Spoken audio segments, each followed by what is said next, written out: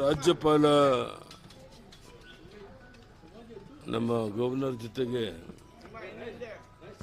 ಕಾಂಗ್ರೆಸ್ ಅವರು ಮಾಡಿರುವಂಥ ವರ್ತನೆ ಅಕ್ಷಮ್ಯ ಅಪರಾಧ.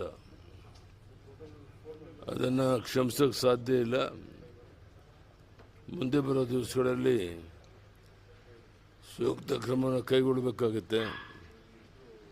ಬಹುಶಃ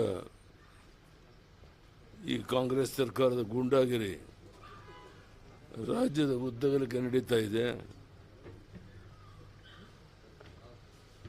ರಾಜ್ಯಪಾಲರ ಜೊತೆನೂ ಸಹ ದುರ್ವರ್ತನೆ ಮಾಡಿರುವಂಥದ್ದು ಯಾರು ಕ್ಷಮಿಸಕ್ಕೆ ಸಾಧ್ಯ ಇಲ್ಲ. ಅದನ್ನು ಖಂಡಿಸ್ತೇನೆ.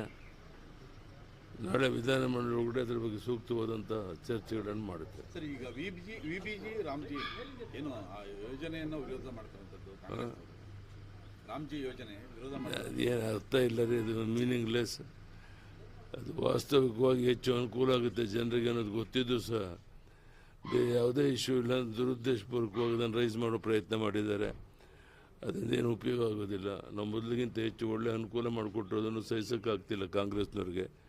ಅದಕ್ಕಾಗಿ ಇದನ್ನು ವಿರೋಧ ಮಾಡ್ತಾರೆ. ಗ್ರಾಮೀಣ ಭಾಗದ ಜನರಿಗೆ ಈ ಯೋಜನೆ ಒಂದು ದುರಂತ ಅಂತ ಯಾವುದೇ ರೀತಿಯಲ್ಲಿ ಈ ಯೋಜನೆಯಿಂದ ಗ್ರಾಮೀಣ ಜನರಿಗೆ ಅನುಕೂಲನೇ ಹೊರತು ಅನನುಕೂಲ ಆಗೋದಿಲ್ಲ. ರಾಜ್ಯಪಾಲರು ಸಂವಿಧಾನ ವಿರೋಧಿಯಾಗಿ ನಡ್ಕೊಂಡಿದ್ದಾರೆ ಅಂತೇಳಿ ಕಾಂಗ್ರೆಸ್ ಆರೋಪ ಮಾಡ್ತಾರೆ. ಕರೆ ಕೊಟ್ಟಿದ್ದಾರೆ ಸರ್. ಕಾಂಗ್ರೆಸ್ನವರು ಮನ ಬಂದಂತೆ ವರ್ತನೆ ಮಾಡುವಂಥದ್ದು ಇದು ಮೊದಲಲ್ಲ. ರಾಜ್ಯಪಾಲರ ವರ್ತನೆ ಬಗ್ಗೆನೇ ಟೀಕೆ ಮಾಡೋ ಮಟ್ಟಕ್ಕೆ ಅವರನ್ನ ಮೇಲೆ ಹಲ್ಲೆ ಮಾಡೋ ಪ್ರಯತ್ನ ಮಾಡೋದು